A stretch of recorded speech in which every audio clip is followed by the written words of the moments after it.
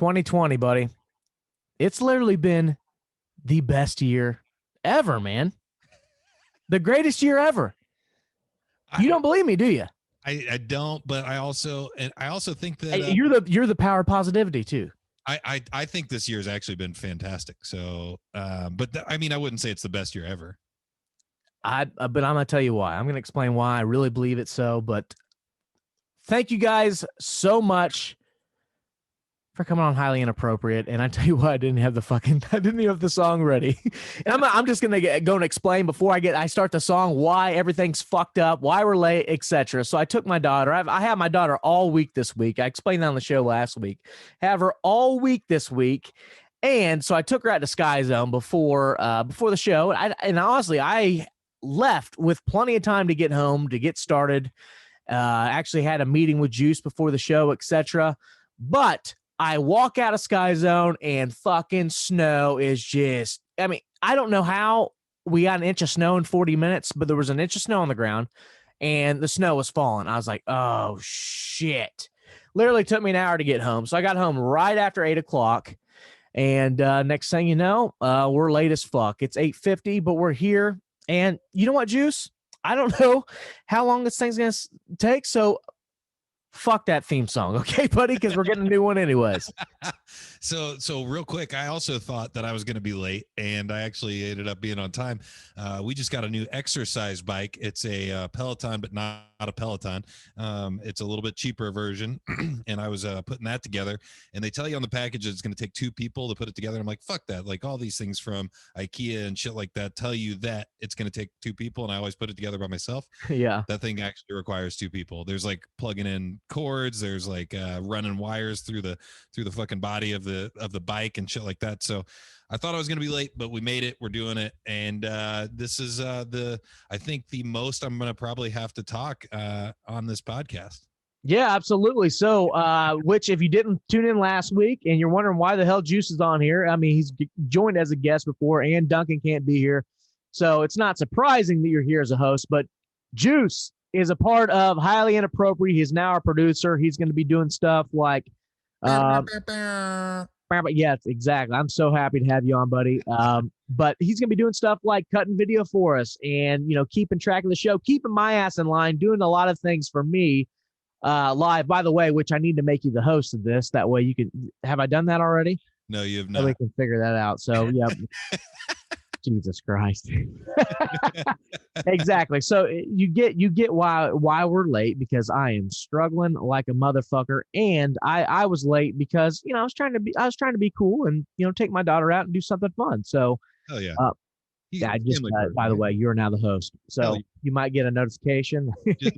Just got it. I can share my screen at will. You're firing on all cylinders right now, Matt. Absolutely. I'm firing on all cylinders. So like I was saying, so Juice, you've joined the show. You're going to be doing stuff like, so he's now the host of the show. If you don't know how Zoom works, it's not important. But what's going to happen now is when I talk about something, Juice will be able to pull up an article and be able to reference ahead of time and be ready, you know, and be able to share this stuff instead of me fumbling through it, high as fuck, looking, you know, like a dumbass, you know. Yeah, and I'll read some key points and things like that because I know you've already read the article, so I'm sure it'll give you time to jog your memory a little bit on what you've read already and make it a little bit easier to riff off of it and have a good time and talk to the people and let people comment in the Facebook Live. And if people are following along, or if they're following along on the podcast side, it'll hopefully go a little bit smoother for you.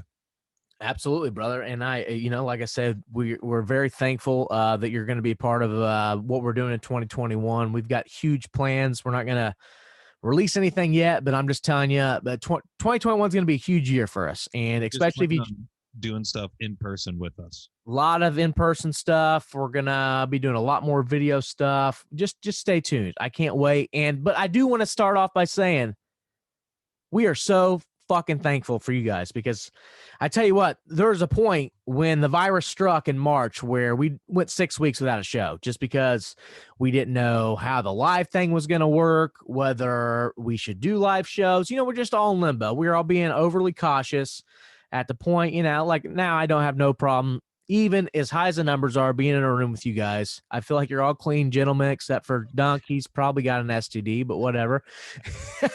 Hey, as long as I can socially distance from Beaver, because he told me he hates everybody's the last time I talked to him. So well, and he doesn't shower, so that's a good point. But no, I wanted to also, since even though I am new to this and I'm new to the group, I did want to also share my, thankfulness for everybody, because even though the numbers aren't quite where we want them to be with how many people join in, I want to say that the people that listen to this show and that pay attention to this show and comment on social media and everything like that, you guys are diehard fucking people, and you guys are really into what we're doing. So my biggest thing is just, I'm thankful for you guys, but also just make sure you share it with people, because you're having a blast fucking talking to us. You're having a blast commenting and giving us shit back and forth. So bring others in, because it's just going to grow and be more fun to give even more people shit. Yes, absolutely. The best thing you can do, the best thing you can give me for Christmas is to share this show with a friend. And I tell you what, the best thing, I do want to talk about our Christmas party a little bit last week, Juice, if you don't mind, because I was so overwhelmed with the compliments we got from that show. I had people text me saying how hilarious we are. And me and Duncan always talk, because there's certain shows where we have a lot of guests and people just talk over each other. And I'm just kind of in my head, I'm like, fuck, this is not, good. But for some reason, they always end up being kind of the best shows, like the ones that people love the most. Like, and the ones that me and Duncan argue a lot, people love for some fucking reason. I guess that's just how it is. Conflict sells, man. Yeah, conflict sells. So next episode, I'm going to knock the fuck out of them with like a still care. So, Doug, you're still listening. Fuck you, buddy. But yeah, so yeah, I mean, we're going to do more of that. Not only we're going to do more live shows, but I think the best compliment I got last week at the Christmas party is the owner of the bar. I don't know how old the lady is, but I was told she's in her 60s. Thought we were fucking hilarious. She was there live. She was there live at the bar. And of course, we have finally figured out the loudspeaker to a point. You could hear us throughout the bar to a point. And she listened to the whole show and thought we were the funniest thing, loved us, said, it was something different there. And like we were talking before the show, we're going to do more of them. It's going to be the same, but different. We're going to evolve them a little bit. So stay tuned for news on that. And for everything we're doing in 2020 or 2021, I cannot fucking wait, bro. Me either, dude. And I just think that it's exciting to be a part of a group that I feel like really does care. I know that, there are times that things kind of fall off, but like I said, I think we've got a very good plan for 2021, and I think you guys are going to be very excited about it. And I appreciate you guys just bringing me along. And like I said, I feel like I'm going to bring some good content for the listeners and the viewers. Absolutely, dude. We're happy. We're thrilled you're here. So let me ask you, Juice, how was Christmas? Christmas with the family. Christmas was fantastic. I hate to be a fucking bah humbug, but like with this pandemic stuff, every holiday has kind of been minimized to just your like immediate family. And I've actually wanted to go on record and say this has been my favorite year of holidays of all time, just because it's more intimate. We get to have more conversation, hang out more with the people that, are our closest family. Like I love my family. I love my extended family. Like they're great people, but like spending Christmas Eve with just my mom, my little brother and sister, my wife, my baby. And once the baby went to bed, we played some Cards Against Humanity. I drank about 17 beers and just had a blast. It was just, it felt like Christmas for the first time, I think, in years. And I know that that's going to probably sound weird to some people that are, into, the pandemic and are real freaked out about everything happening. But man, this was probably my favorite Christmas in, I don't know, at least a decade. Hell yeah, man. So, that's part of, what makes 2020 great. And we'll get into that too.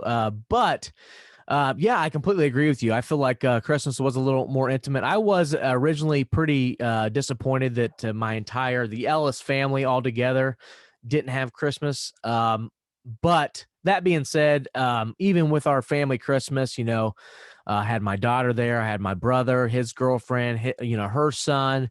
I had my grandma was there, my mom was there, and it was big, but it felt like complete in a way. It was pretty cool.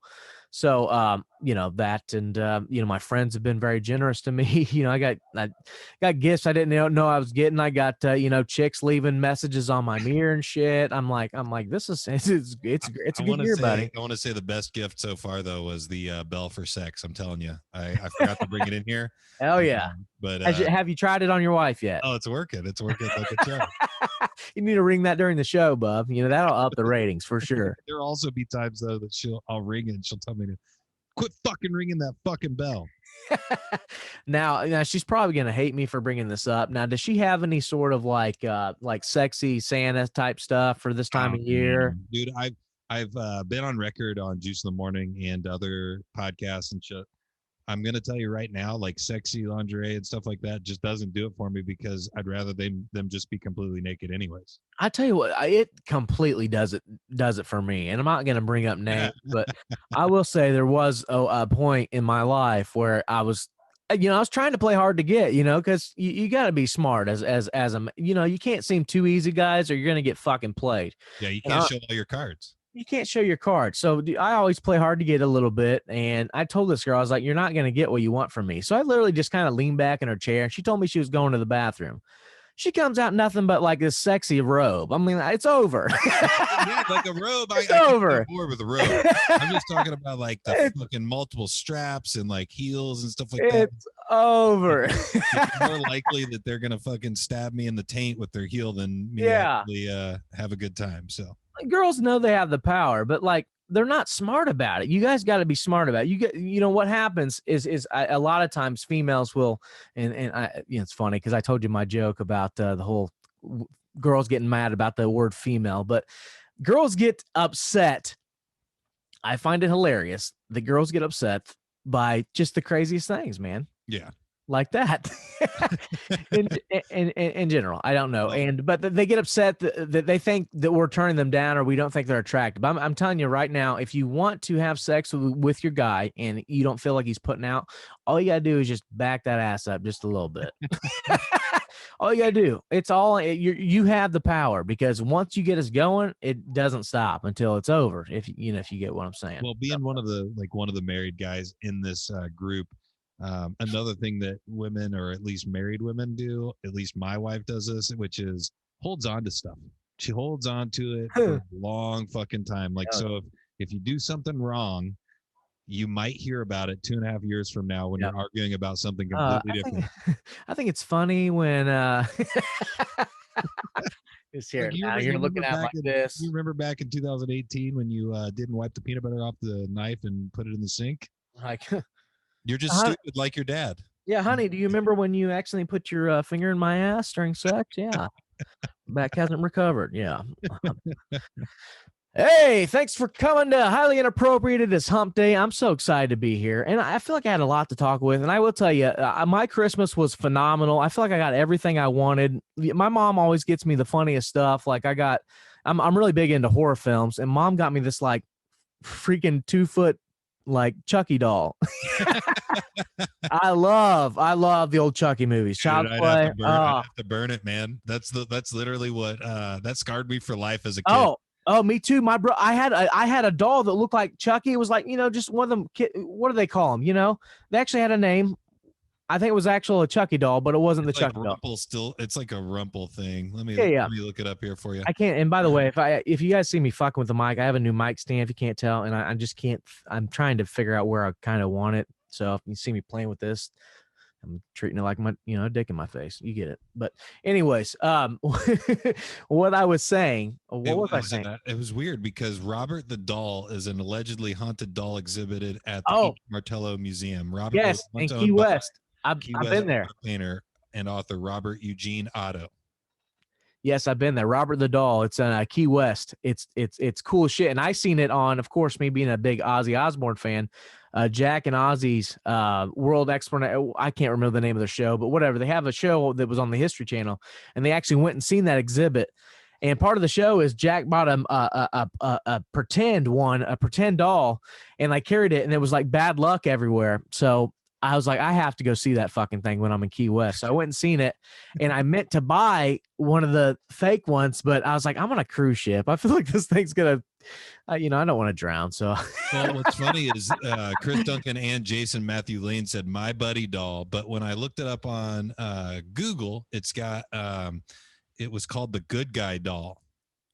the So good I'm guy. trying to figure out where the My Buddy. I'm pretty sure it was the My Buddy, because when I talk about it, my brother always says the My Buddy doll. But what I was saying is, so I had this My Buddy doll, and my brother would, like, I'm probably 3 or 4 at the time. My brother would pretend like his fucking doll's attacking him all the time, and it would just my brother terrorized me as a kid. I was afraid of the smoke alarm, and people ask me like, people wonder why my skin's so thick, because one, I was the youngest person in my family, so I got shit from everybody. So like, you can't fuck with me, okay?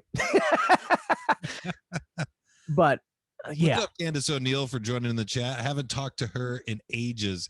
I don't want to interrupt you, Matt. I apologize. No, you're fine, buddy. Go ahead, go through the chat here. We got a lot of people join us, bub. What's going on? Candace O'Neill, the clearest memory I have of Candace O'Neill was partying back in like the year after I graduated high school or my senior year of high school. We went over to her house and was partying with friends, and she had either she or a roommate or somebody that we went to's house had turntables. And I remember trying to like mix songs together, and I was trying to put like Metallica to like fucking Eminem or something like that. And like, I just remember thinking it sounded so good, but I guarantee you, being high or drunk, it was probably the worst sounding music you'd ever heard in your life. How many songs have you heard high and you're like, oh, that's amazing, and then you hear it sober and you're like, that's okay? I don't know, man. I don't know. Like, I feel like when you hear good music when you're high, it just makes it that much better. So then when you're not high, it's like still a good song. I don't know. I don't know. I don't really have a song that I can think of off the top of my head that I thought was better high than I did when I listened. Oh, never mind. I'll take that completely back. The Flaming Lips, the entire album, when I was super stoned one time, sounded amazing, and I thought it was the best music I'd ever heard. And then when I was sober, just mowing the lawn like last summer, I flipped it onto that album, and I was like, this is just fucking noise for like 20 minutes before an actual song starts.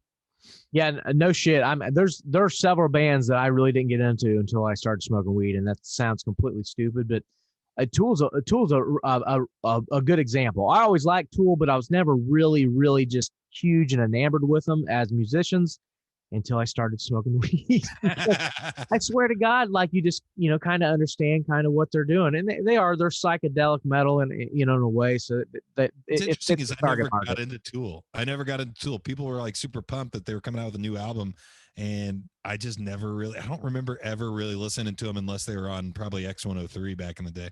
Well, a lot of people, there's some people, a lot of metalheads, they don't like them, just think that they're too popular, two, they're not metal, they're not heavy enough, whatever. At the end of the day, they're fucking amazing musicians. And I tell you what, one of the best live shows I've ever seen in my life. Like, and that really, honestly, that's probably what got me enamored, because their new album came out, which I loved. And then I was like, I got to go see them live. They're just one of those bands, even though I still wasn't huge into them. Honestly, that I can tell you that was my turning point. Yeah. I became huge into them when I seen them live. And yes, I was so fucking stoned. I was literally smoking joints on I went to see them in Cincinnati, and I'm sorry if any state cops are listening. I'm literally smoking weed, rolling down 74. Like, and by the time I get to the first stop, of course, anytime I go to Cincy, I got to go to the Newport Aquarium, or not the Newport Aquarium, but right next to the Newport Aquarium is the Hooters, the Newport Hooters. Oh yeah. That's a must. So I, of course, stoned as shit.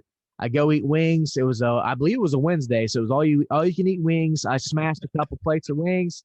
Of course, I went back in the car, smoked another joint, called an Ubered from my car to, because it was literally right across the bridge where Tool was playing. I forget the name of the place, but it's just right there where all I think I know. Was it like a stadium? Yeah. Yeah, I saw Garth Brooks there. It was fucking awesome. Yeah, it's a real big place, and my seats were decent. Like, I'm on the second level, but I was facing them, so like I got a clear picture.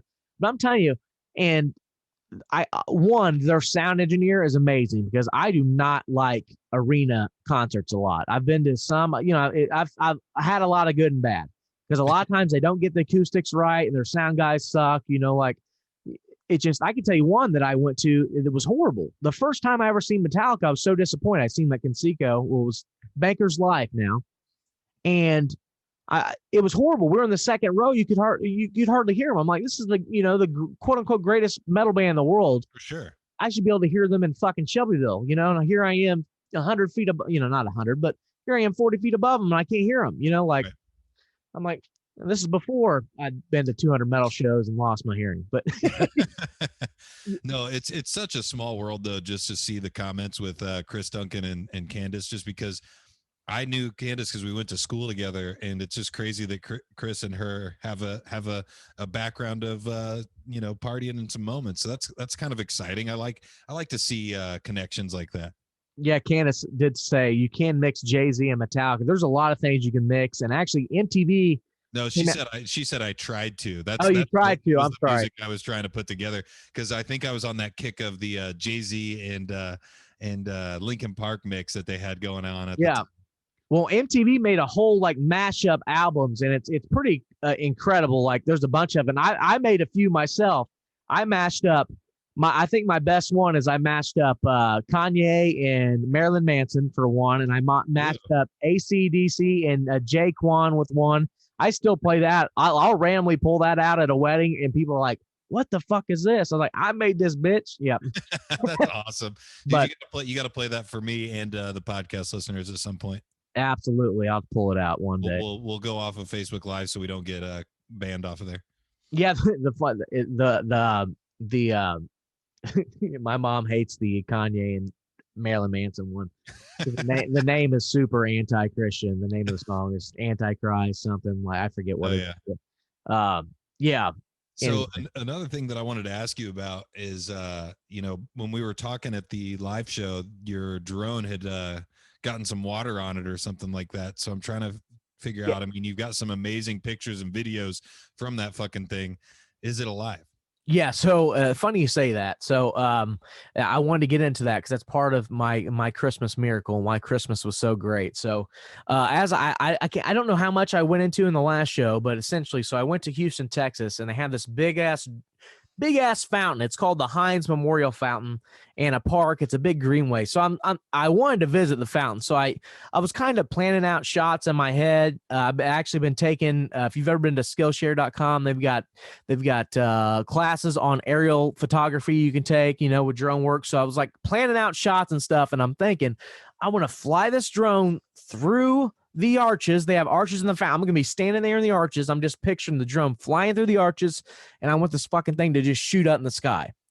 I did great. I stopped the drone there, and I was like, okay. I was like, my next shot, I want to be kind of like a half moon pano of the fountain. Well, I hit the wrong button, and that thing just zoomed right in the fountain, and it disappeared. I was like, oh, fuck. And like, if I can explain this fountain, it had layers. So like it had a big downpour, and there was like a shelf, and there was like another like fountain in another shelf. And I was like, fuck. So my first reaction is they kind of had like stones on each side. So I jump on the up on the stones, and I'm looking in there on the top part, and I was like, well, it's not there. I was like, it's gone. I was like, fuck. So I'm kind of like sitting there thinking, do I have a warranty on it? I'm like, shit.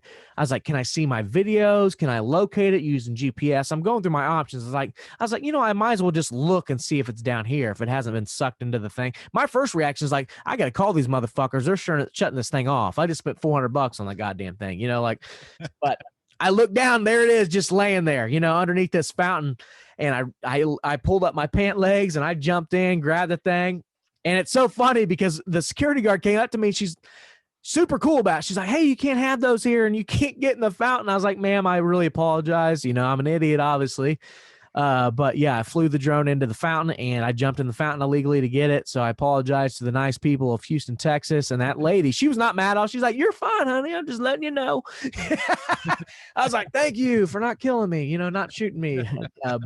Yeah, I am stoned, but I'm not, no, yeah. So I flew the drone in there. So, I was like, my first reaction, luckily, I was driving a Mustang convertible, so I put the drone in the back seat of the car, and I had a 2-hour drive. So I was like, I'm just gonna let this fucking thing air out in the back of the car. It was like 70 degrees that day. I was like, it'll dry out that much. If I took the battery out, of course, and once I got back to my Airbnb later that night, I put my fan in front of it. So I let it sit in front of the fan all night too. then I've always heard the rice trick, and I have a buddy named Gio. He actually owns some cell phone repair shops. He said it's a myth, but I told him, I said, hey, it may be a myth, but I swear to God, everything I found online about drones that have flown into creeks or whatever, every single one did the rice trick and it worked. So I was like, I had to, by the way, I'd not tried to turn it back on because I was like, I wasn't going to risk it. I wasn't going to risk frying it, so I was like, no, thank you. I'm just going to sit it out. So I kind of said, like, I'm just going to take, where there's going to be a Christmas miracle. Christmas was 4 days away, put it in the rice, let it sit in rice for 4 days. Christmas, I pulled it out, slapped a new battery in there because luckily the package I bought had an extra battery. And that motherfucker turned on and flew. I was you're good. So you're pumped. Good. You're good.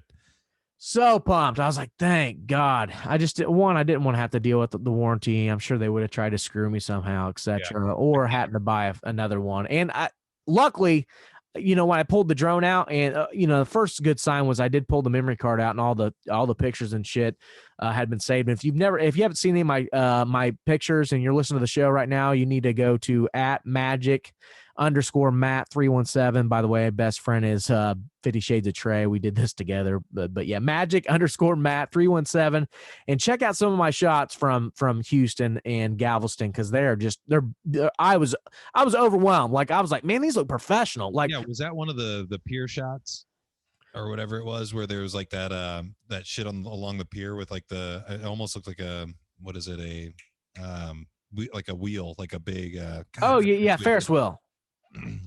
Yeah, so a few facts about it's called the Pleasure Pier there in Galveston, and at one point I want to say it was like the largest pier in America.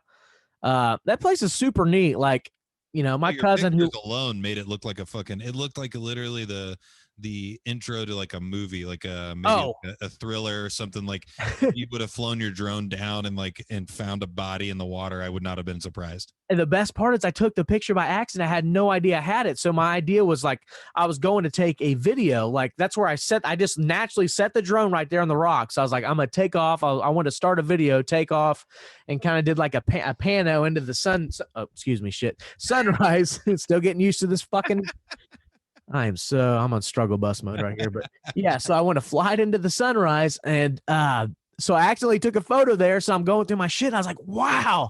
I was like, that's incredible.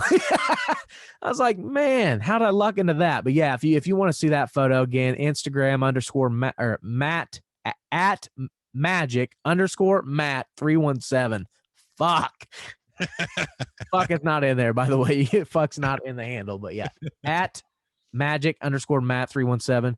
Check it out. I'm gonna be posting a bunch of shit because I'm trying, of course, part of our discussion in our marketing plan is we have to build our personal brands too. We gotta let people know who the fuck we are, man. Yep. So I'm a drunk piece of shit. I'm a good dad though. No, I'm not drunk now. I think your photography shit's gonna be awesome. I think the videos you're gonna make is gonna be awesome. The one where you flew it really close to yourself, I think you probably almost knocked yourself off the pier into some water. I was like, this might be stupid as fuck, but I what I wanted to do is have it come like at me and over my head. Yeah. And I kind of got the controls right. I was like, this is going to be perfect where I could make it fly right next to me. So it's like, I kind of timed it and just walked right by it. And I was like, whoa, it literally went right by my head. So you guys got to check that out too. If you have it on Instagram, Facebook, if you're my Facebook friend, etc. If you're listening to the show, you're probably my Facebook friend. I would guess. But yeah, dude, welcome to Highly Inappropriate, man. Are we going to talk about what the fuck we're doing in 2021 or? Yeah, I mean, one of the things that you got on here is plans for 2021. You got another Facebook ban, so I was worried that we had gotten banned from Facebook already. But does that mean you are thinking you're going to get another Facebook ban in 2021? Well, okay. So I got a Facebook ban this week. So what's funny, and it's so stupid. I hate Facebook's quote unquote arbitrary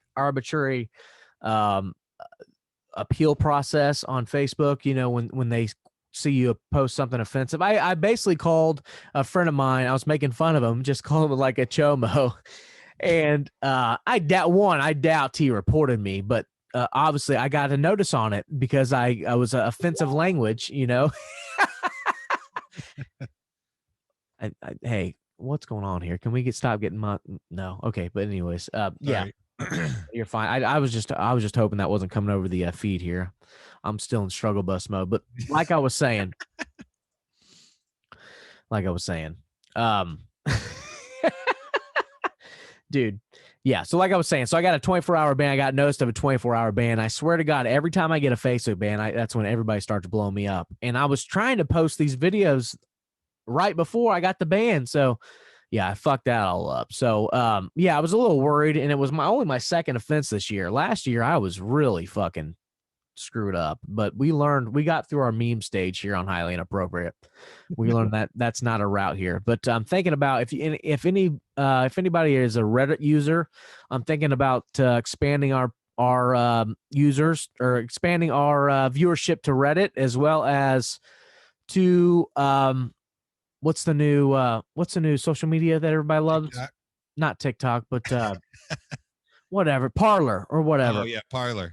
And the reason I say that, and a lot of my liberal friends be like, "Oh my God, white supremacist," blah blah blah. No, because what's great about Parlor is they let you say whatever. So you think about, if we're an inappropriate podcast where we talk about titties and beer, and I mean, we should probably be on a platform that allows us to do and talk about shit like that. So like that's 100% why we're expanding into places like Reddit, where occasionally I'll just be scrolling through Reddit and a penis will pop up, so it is what it is. Is Duncan joining us? What's going on? Dunkman's joined us. God, I can see your ugly ass muggy in the dark even, bub. I also don't know if we can hear him yet. Is this what your wife rolls over to in the morning? Jesus Christ. Nope, we don't got audio. We don't got audio, Duncan. No audio. Adjust A. He's driving that Honda. But yeah, he's rolling home from the basketball. Sounds like you might be there now. Can you hear me now? Yeah, buddy. What up? Let's go.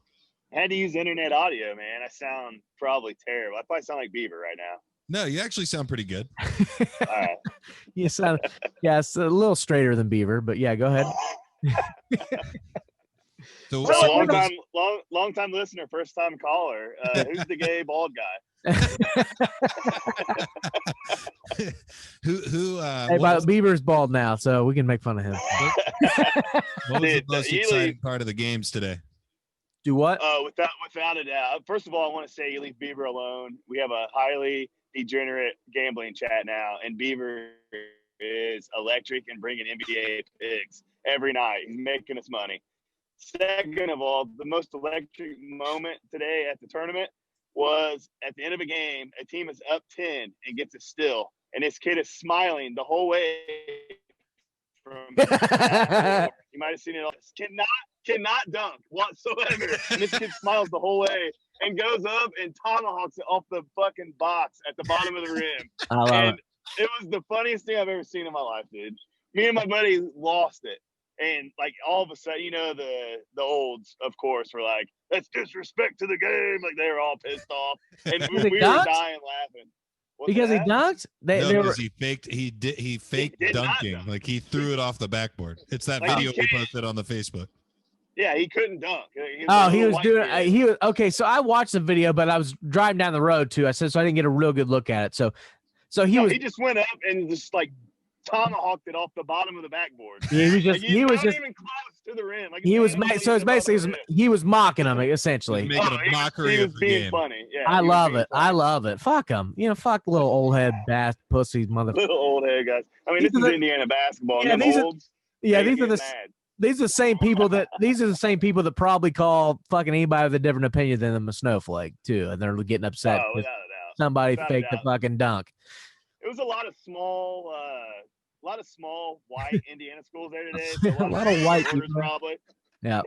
So yeah, there's a lot of small white Indiana schools there, and School of the Deaf was there as well. It was great. so the kid not being able to really dunk and making a mockery of the game, not being able to dunk was kind of a staple of the whole event. Oh no, not. I mean, the kid that did that, his team has the first kid is on that team, and he's going to Purdue, and he's a monster. He's like 6'10". He's really good. He's like already committed to Purdue. So there's some players there today for sure. Okay, all right. Yeah, it was a good day, man. It was a good day. We had 4 games. 2 in the morning. Both winners play in the championship, and you had a consolation game in the evening. And we had 3 overtimes out of the 4 games, so it was a good day of Indiana ball. Got your money's worth in for sure. And without a doubt. And they serve alcohol there too. Games, who? Did you say they serve alcohol there? Oh no, I served it to myself in between games. We went to Montgomery's and we had like 4 hours. And I got like popped, dude. I had like 7. Well, no, not 7. I think I had 4 tall boys and a shot of Fireball, and walked back in there for the evening sessions with a buzz. I cannot do it every year.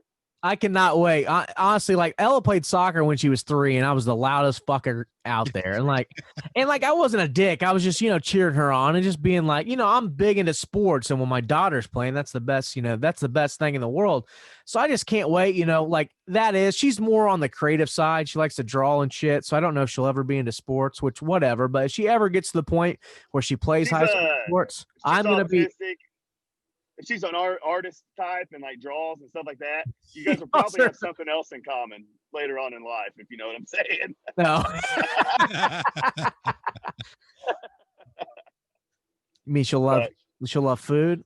No. Oh yeah, without a doubt. She'll love food and family, You know what I mean. Green, hanging outside, stuff that grows on trees. Yeah, wiener dogs, stuff like that. Love wiener dogs.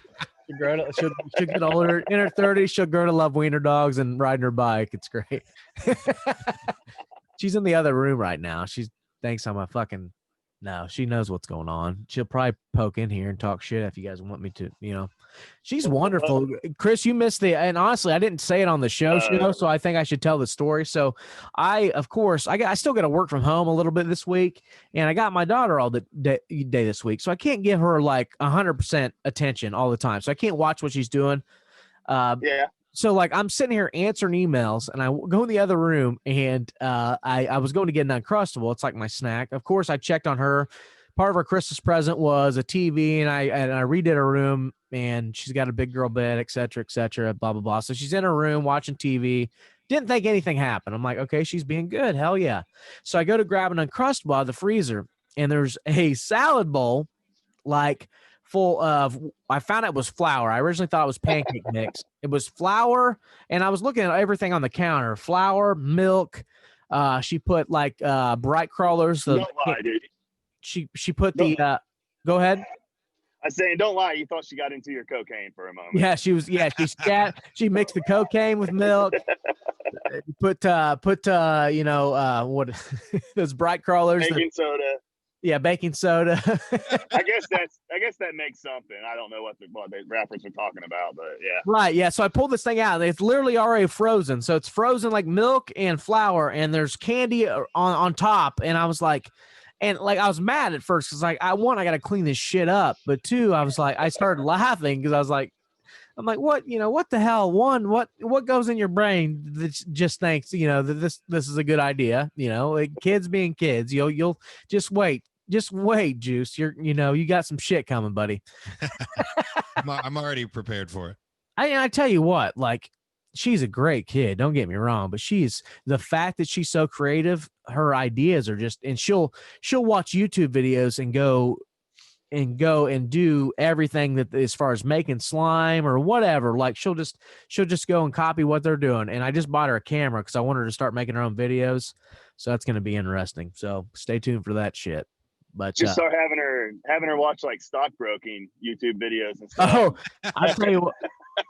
By the way, I've been little change. I've been a little portfolio going. I swear to God, because when we're on long drives, because I let her listen to some songs, but I can only take so much fucking JoJo. And if you're a parent, JoJo is. The music makes you want to stab yourself and drive your car into a fucking bridge impoundment. It's awful. That being said, I always put on my typically investment podcast I like to listen to, and she's in the back seat. I'm just kind of I'll talk through some stuff, she'll say something, and I swear to God, the other day, she repeated back what he said. And I was like, are you talking to yourself? And she goes, no, she repeated back what he said. I was like, okay, keep listening, please.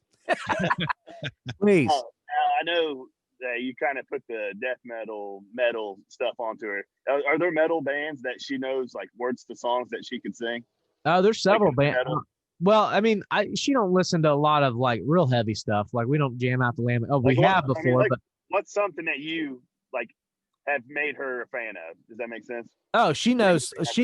You could play any Ozzy song and she'll know Ozzy from his voice. She knows Ozzy. That's She knows good. Ozzy. She likes How Rob old is she Zombie. again? She's 6.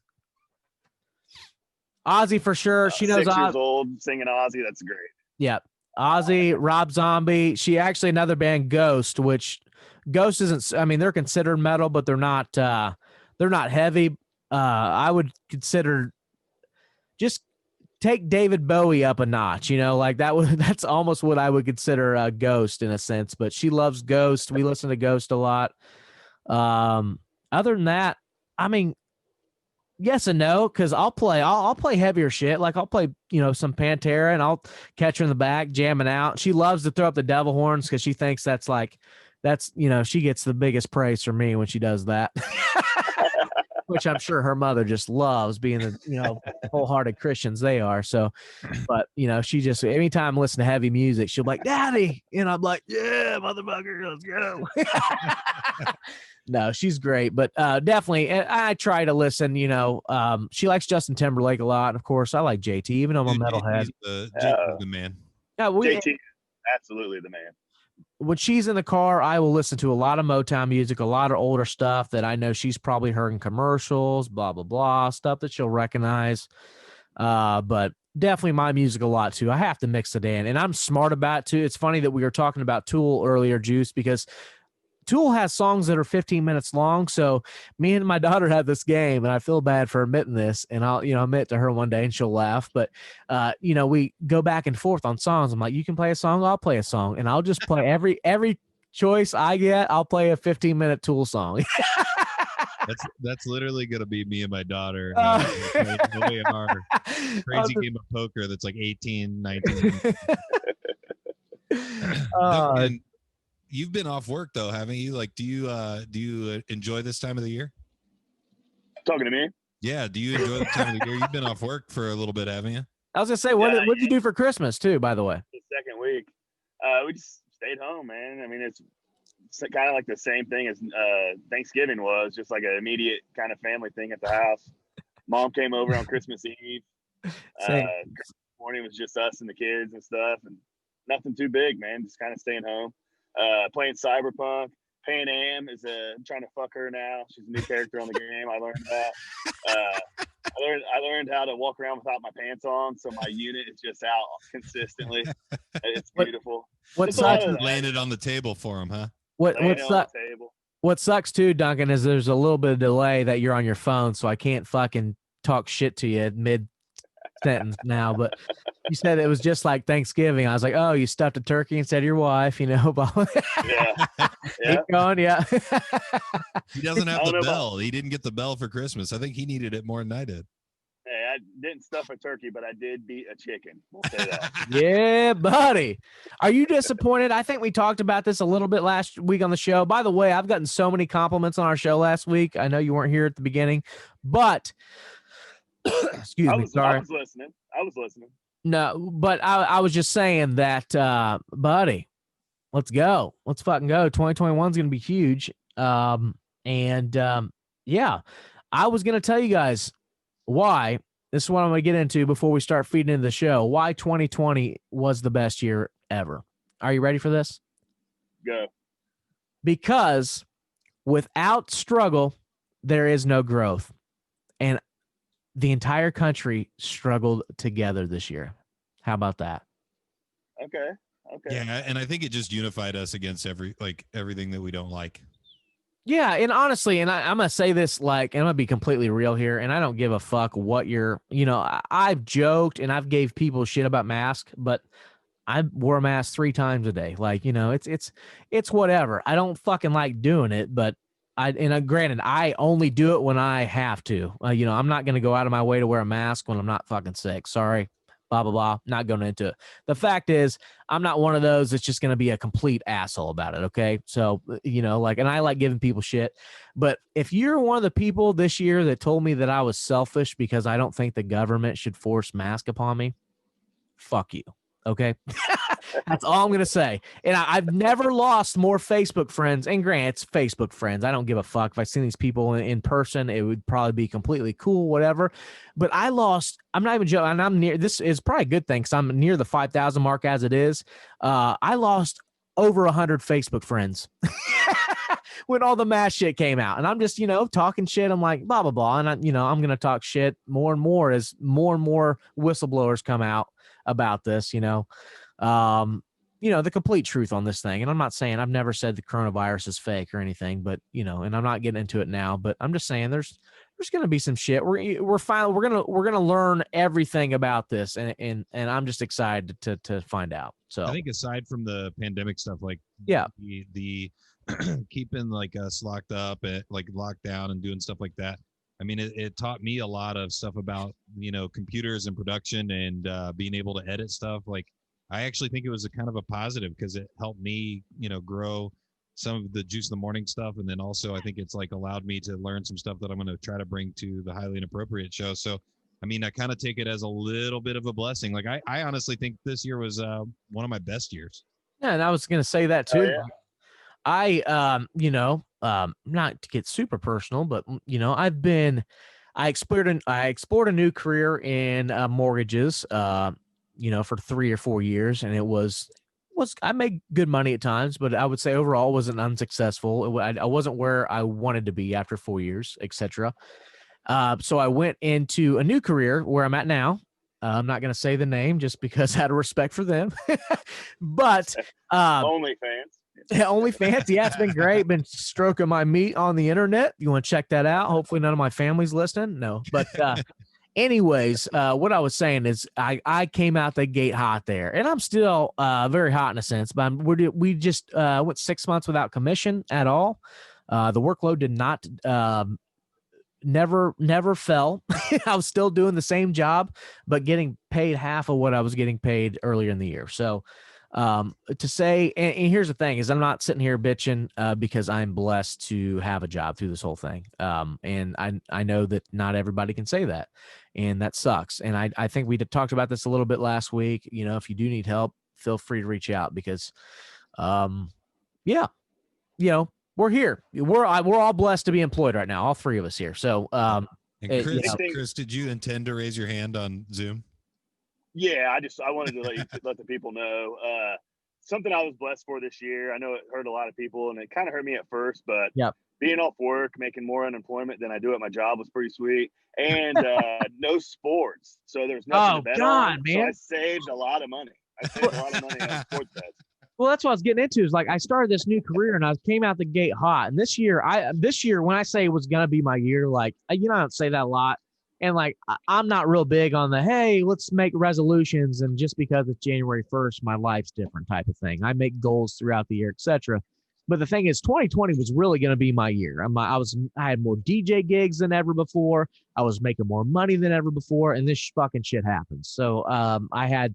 Over the course of the coronavirus, I lost 12 weddings total so far, which, I mean, that could be more as things progress. We'll see.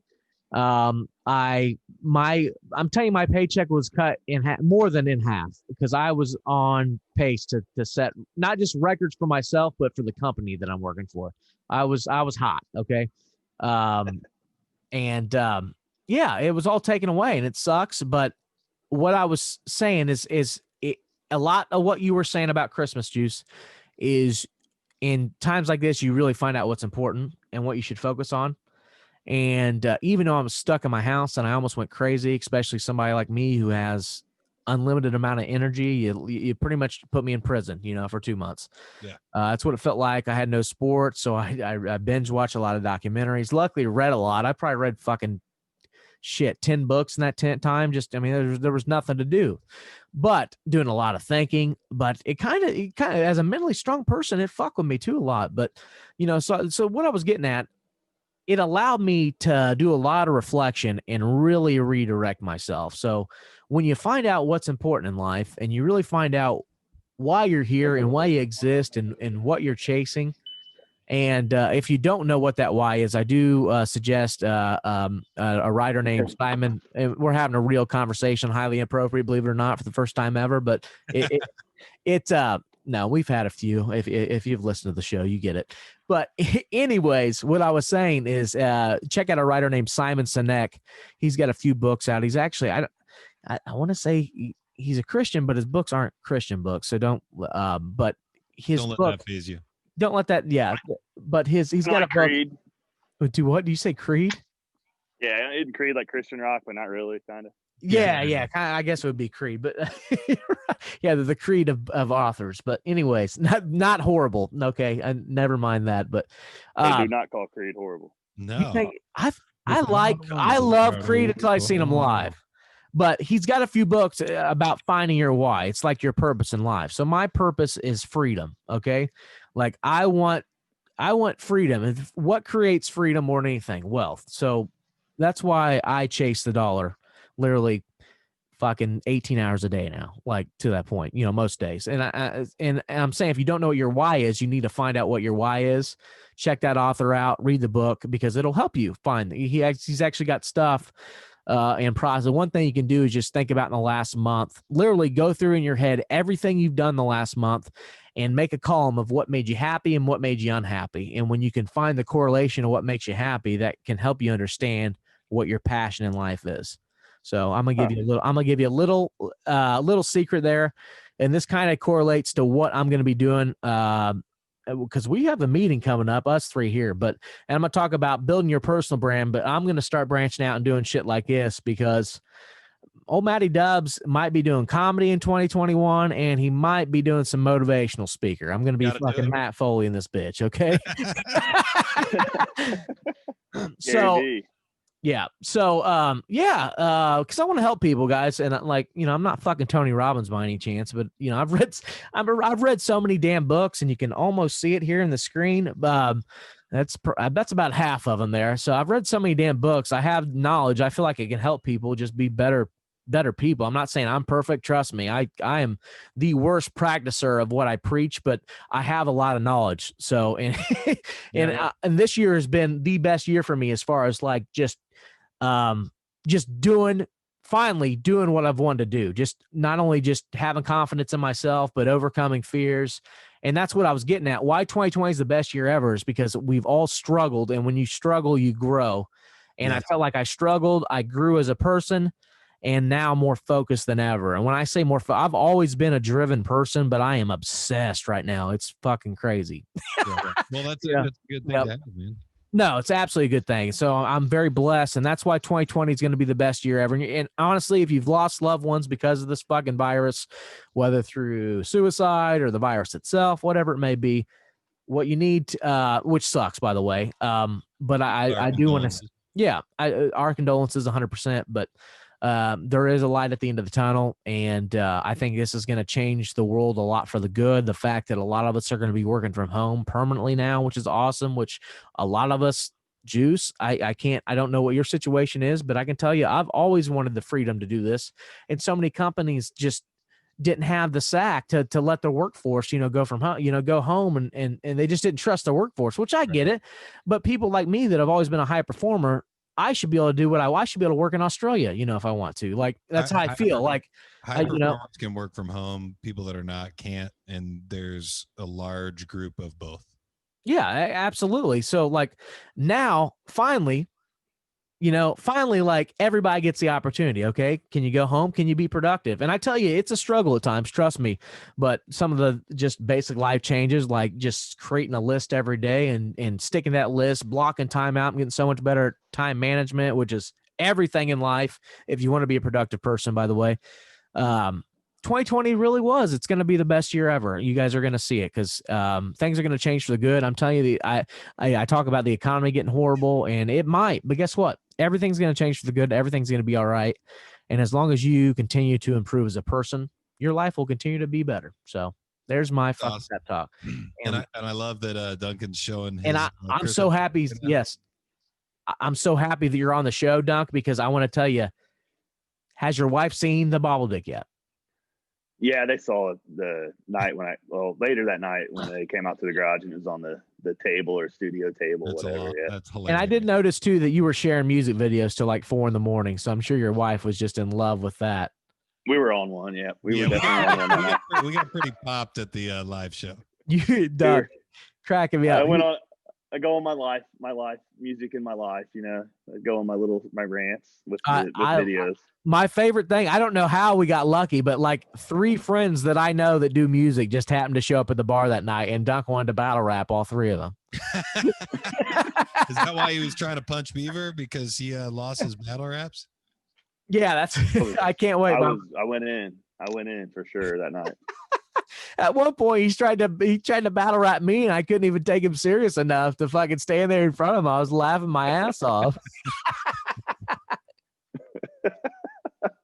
I can't wait. By the way, I'm glad that you met Greg, and you also met Prolific. That's what we call him, by the way. It's Michael.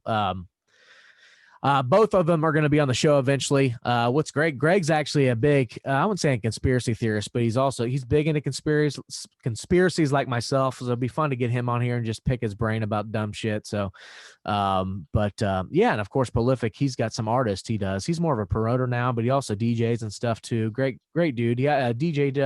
Actually DJs at the bar that we were at, Club 57. I don't know if Duncan's switching to his computer now. You struggling, buddy? No, I'm trying to plug in. I just got to the house. My phone's about ready to die. I could be cut off any second now. So. Well, we've gone an hour, Matt. I don't know if you want to hold super true to the show notes or not, but I feel like you guys have got a really good thing going here, so we don't have to worry about that. Yeah, no, absolutely. Well, I was gonna say, dude, and I intended it to be a shorter show tonight, so I'm not to rant or anything, and we can always hold this. Just some updates, real quick before we get in it, and we can talk about a few things. But I will say, first and foremost, a couple updates is next week we are going to have my buddy Mike Brewer on. He goes by Mike Styles. He is an artist, hip hop artist. He's got a couple of songs on Spotify, have a couple 100,000 views, so you need to check that out. Nice. He's from Shelbyville. He's played a lot of live shows around here. I know he's opened up for Kid Ink. And he'll talk about all this next week. I'm pretty excited not to completely spoil his conversation next week, but I'm excited to have him on. He's a good buddy of mine. We used to party back in the day, so I'm excited to talk about. We used to have dance contests, by the way. And this, if you're asking, right? Yes, dance contest with all my black buddies back in the day. Dunk, you never give me any credit, okay? Dunk walks into the bar, and I was like, Dunk jokes about all the time about the hood loving him, but the hood really does love me, okay? Hey, we got a lot of hood love on this show. Oh, I love it. I love it, by the way, because I love, like you, I love the culture, and I'm obsessed with it. Like because I always go into the super urban areas of every big city I visit, and that's where I get all the wall art pictures that I post on Facebook. And like, so here I am, this fucking white dude on a bicycle, always just taking pictures of fucking buildings. And I'm sure like all the brothers like, who the fuck's this dude? You He's definitely in the DEA, like. You finally got somebody in your crew that's got some street cred. I mean, I've been shot before, so I mean, I think I'm elevating that street cred right there. Did you really get shot? Oh yeah, 9mm handgun right in the leg. That's why I got the numb leg. So by the way, Juice cheated on his first wife. How did this happen? Can you did you get shot like 50 Cent drive by or what? So I'll tell the real story. What I used to do though was I would tell a bunch of just like dumb stories. Like I'd tell people that I dove in front of, like especially at parties, I'd like tell girls that like I dove in front of whoever was with me, like to save them during like a weed deal gone wrong or something like that. Yeah, I'd tell them I pushed them out of the way and just kind of got popped in the leg. I've told people that, but really what happened was we were picking up this girl to go to a party downtown Indy, and the guy, I didn't really care if the chick went with us. I didn't really like this girl. I liked the girls that we were going to go see. So like I just kind of sat in the car and I was like, jacking around, talking on my cell phone, and like his gun, he always kept it in between the seats, and like I kind of pulled it out and like I was like messing with it, like pointing it out the window, being an idiot, cheddar being dumb. Bob. And what I did was like I was taking like a video on my little fucking Samsung flip phone, Cheddar Bob. and I cocked it, not knowing that there was like a magazine in it. I don't know. I was just an idiot about guns. And I put it back in between his seats and was like talking on my cell phone to this girl that we were going to go see. And I was like, I'm talking to her, and he jumps back in the car, and I'm talking to her, and he like sees the gun in like a different spot, and he like kind of pulls it out, and he's like poking me in the leg with it because he used to do dumb shit like that. And I'm like kind of like, you know, knocking his hand away, and he pulls the trigger and just fucking shoots me right through the leg. It goes out the bottom of the car, and I'm talking on the cell phone, and I'm like, I'm gonna have to let you go. I just you were in shock, weren't you? And I clicked the phone closed, and I looked at him like, dude, you just fucking shot me. And I was like, we'd been drinking, so you can drive me to the hospital. I just imagine being high. And I'm like, you can't drive me to the hospital. He freaks out. He like gets out of the car, and I'm trying to get out of the car, and I'm thinking I'll just get in my buddy's car that had been following us. I'll just like walk back to his car and make him drive me to the hospital. And as soon as I step out, I like kind of fall over because my leg's numb. So my buddy picks me up, throws me over his shoulder, and carries me to the car behind us, puts me in that car. That kid drives me to the hospital. So I'm like on the way to the hospital. I call my mom because she's a nurse, like at that hospital. She wasn't working that night, but I call her and I'm like, hey mom, I don't want to freak you out or anything, but so-and-so just shot me. We're on our way to the hospital. We'd be there in like 3 minutes. And she just like the quietest I'd ever heard my mom. She just literally said, I'll be there in a minute. And she like hung up the phone on me. There's a lot to cover here, first and foremost. One, how the fuck did you stay so calm after getting shot in the leg? Were you in shock? I really do believe that it was shock. Like I mean, back then I thought like maybe I'm just a badass. Like I just kind of like take crazy stuff happening like it's at its face value. But I'm you've been a badass if you grab the gun and point it at your head, like do it again, bitch. No. So real quick, let me finish real quick. We got to the hospital. Guy helps me in. I'm thinking that the nurses and the doctors are going to be running around saying, we need to get him in here stat, because like I'm telling you, like as we we're driving there, I looked down and the hole is like pulsing blood. Like I could see like my heartbeat beating blood out of my leg. So I'm like thinking this is kind of bad. And he helps me in. I think this is going to be like a crazy situation. The nurse is more like, okay, you're going to be in room 2. The doctor will be with you in just a minute. So like literally I'm like there's not like any kind of like emergency right here. A minute, my legs fucking pulsating blood, bitch. I might not be here in a minute. So then they give me like a drip of morphine and they start cleaning it out. That was actually the most pain. Like it really felt like I just got punched in the leg and then my leg was numb. But when they were cleaning it out, they actually took the syringe and like stuck it in the hole. And, like, that's a worst. Saline and stuff to clean it. Like it went all the way through my leg. That just made my hand hurt. I got a huge scar here on my hand, by the way, where that happened. Fuck. And they just basically they just started questioning me. Cops came and it was just a bad situation. They thought it was a drug deal or something. And like, I really, I was lying to them because I didn't want my friend to get in trouble. So like I was telling them it happened one place and they were like, well, if it happened here, we got to get the state cops involved. So I was like, yeah, that's fine. And then the state cops got there and they're questioning me. So like, I kind of froze up. McComas shows up. I was like, I finally just like said, okay, I'm just going to tell the full fucking story. And I just told him like the truth. And the fucked up thing was the guy that helped me in said, hey, I'm gonna go park the car, I'll be right in, and he drove off, so it made it look even worse. I was there by myself in the hospital. Peace, bitch. Good luck with your leg. So but eventually it all kind of like it kind of like all settled down and everything. And the biggest qualm I have with the whole situation was I forgave that dude, and he was my best friend growing up from elementary school all the way through high school. And we just don't talk anymore. He like has ever since then. He like, I don't know if he just like feels bad about the situation, but he and I just don't talk anymore. Apparently he meant to shoot you, Juice. That's why he doesn't talk to you no more. He's pissed off.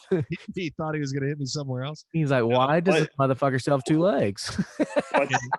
What's his name? Jen? Yeah, I'm not going to say his name because I don't want to be a dick. But the other thing that I thought was really, really kind of crazy about it, that kind of freaked me out by the doctor, was where it hit me in the thigh. Like if it was over just like a couple of inches, and I know everybody says this about a terrible injury, but the doctor said that it could have hit my femoral artery, which we were only Sean Taylor. We were only 3 minutes from the hospital because it was in Greenfield. It was like kind of downtown Greenfield where it happened.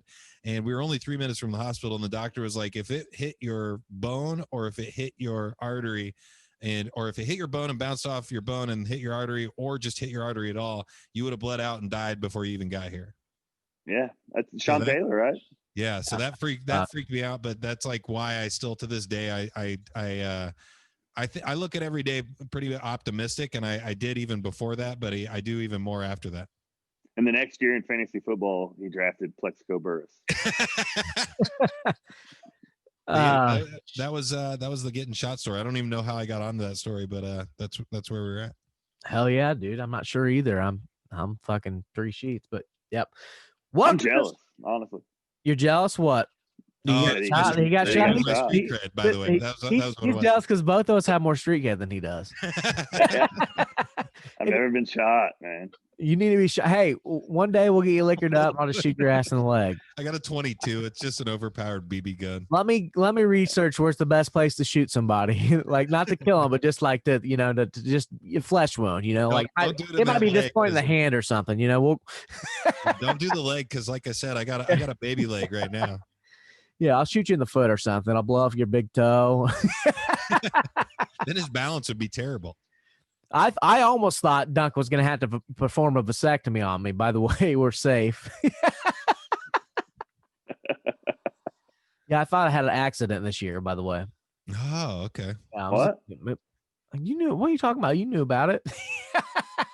So at one point this year, I thought I was going to have to perform, I thought I was going to have to perform a live vasectomy. And what I mean by that is me and Dunk were going to get real drunk on Jack Daniels. I was going to give him some scissors. Just clip away, bub, get rid of the strands there, whatever you got to do. You should just put a rubber band around it for a week. My dick? Yeah, like no, you do just your balls. You want to keep you want to keep the penis. You just want to take the balls off. Yeah, that's what they do to pigs, right? Rubber band them and they kind of just fall off. Yeah. No, I want to keep the balls. The balls are nice. They're almost like an oddity exhibit, but these balls are smooth as eggs. Yeah, I was like, man, even with a decent sized wiener, these balls just overpower everything. It's horrible. Starting to the older I get, the more they hang down, and it's getting bad, guys. And 40, it's gonna just drag on the ground. No, it's not. Oh, we missed Josh. Josh was at your garage door, Duncan. Yeah, not Josh and Candy right now are talking, or Candace are talking to each other right now. Sorry, Candace. I'm thinking about strippers again. I apologize. I don't have my mic set up. He couldn't even jump in anyways. But yeah, what else you got, Matt? What else do I got? We could go through the thing. I don't want to go through the whole shit here, but I do. Just as we're ending the year, I will say I'm very thankful for everybody. I cannot wait for 2021. I cannot wait to discuss with you guys what we're going to be doing next year. And it's going to change probably every month because we're going to reevaluate every month. And it's going to be interesting. We're going to be throwing some new things at you. We're pretty excited. We've been talking about this for a while, but now it's actually happening because now we have a plan. Now I literally have the capability to shoot almost any type of video. I can't fucking wait. So I just got a nice camera too, so I'm excited for that. Hell fucking yes. And we got people on board. The website's taking shape. I do have to finish another one before I finish ours, and ours is going to be a little bit more complicated because we're going to have multiple users, et cetera, et cetera. So I'm just excited, guys. So stay tuned. It's going to be a fucking shit show in 2021, but you guys are going to be sure to be entertained. So I got to ask you guys before we get off. There's a few things we got to do before we get off. Of course, we got to do Florida Man. But one, I'm just going to go around the room here. What's your one goal for 2021? It can be related to the show. It can be related to your sex life, whatever. If you want to try anal for the first time, maybe Dunk, maybe your wife wants to peg you, whatever it is. Just what's your goal for 2021? My goal for 2021, no more bad beats, man. We're gonna stick. we're gonna stick strictly to 808 night. well, we're gonna strictly to the night study bets and no more bullshit throw together stuff. Like I've been doing it the last 3 days. I've cashed almost $1,000 the last 3 days by doing it, and that is my goal. No more chasing and shitty bets. We're gonna do our study, putting them out there before the games go off, and we're gonna make money. How's that sound? Yeah. By the way, Bankrupt FanDuel. Yeah, Or DraftKings, whatever you want to do. You speak of brands, and like I keep trying to think of my brand, and like it sounds like what makes you happy, and like my brand is not good. Like it's like porn, betting, sports, gambling, degenerate, and like video games. It's dude, I talk about not good. I talk about my dick every episode. Act like my fucking. I mean, you just gotta, people gotta understand. I mean, they get it. People get it. People get it. Yeah, exactly. I don't give a fuck, and they understand that. So whatever. You can think whatever you want of me. I'm gonna do my thing anyway. So let's fucking go. Juice, what's your goal? Definitely with the show. Definitely with the show though. Let's hammer down this year. Let's get this thing going. Let's do it. I'm hammered down. My dick's out right now. I'm about to slam the hammer down the desk right now. Like that's how I feel. I'm down. I really think once we get everything set up, I'm sorry about tonight. Kind of spurred up. I didn't realize the games were tonight.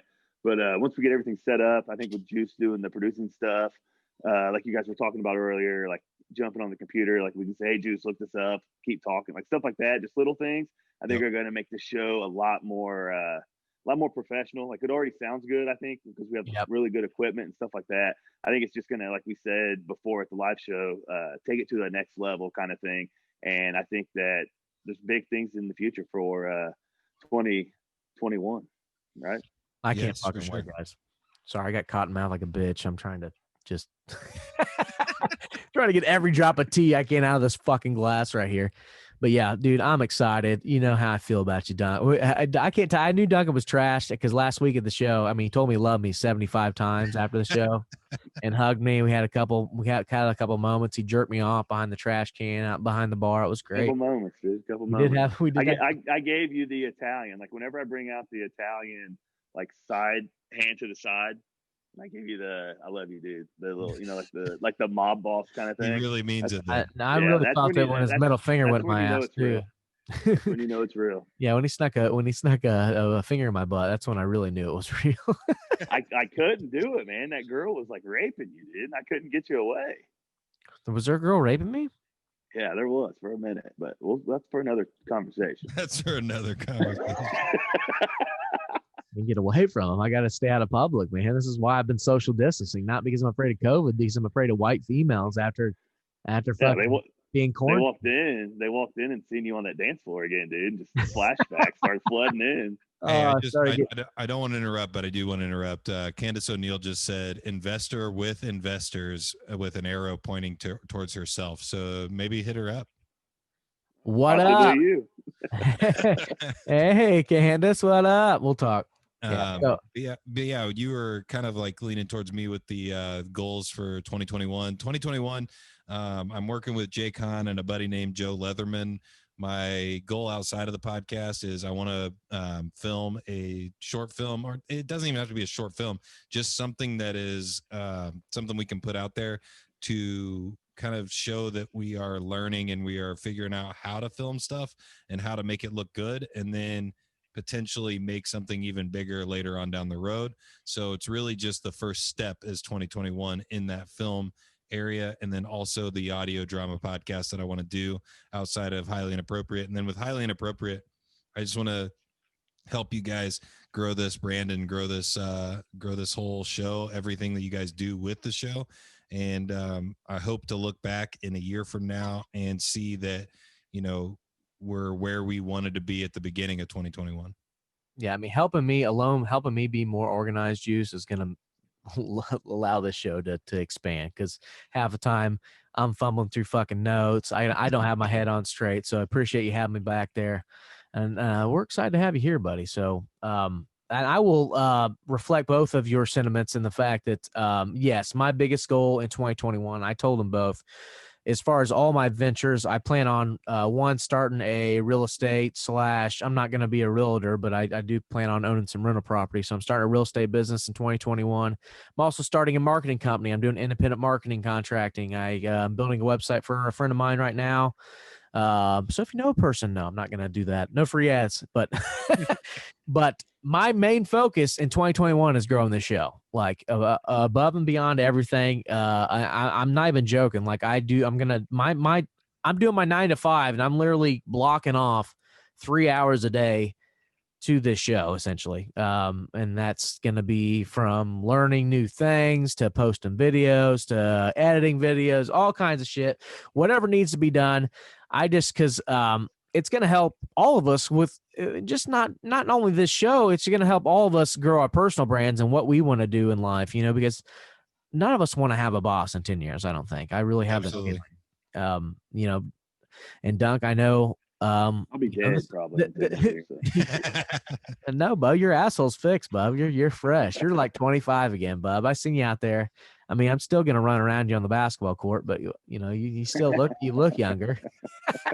So I actually thought about this right before we hopped on the podcast, and you just mentioned basketball. What if we do like a highly inappropriate 3-on-3 competition? I don't. We can do fucking anything. We all have to get like our own team. Let's just name off some things that we talked about last week that we absolutely know for sure we're doing. That's one. So that's probably going to be March. We talked about doing a basketball themed kind of an events day. Maybe we do a 3-on-3 competition, knockout. We'll do a group of events, etc. So be looking for that video. We're also going to do the Navy SEALs challenge. We're all going to see.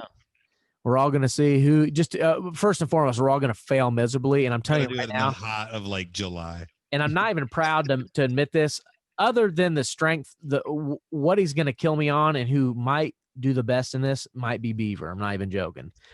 Just because one, he's always been an athlete, and two, he's in really good shape right now too.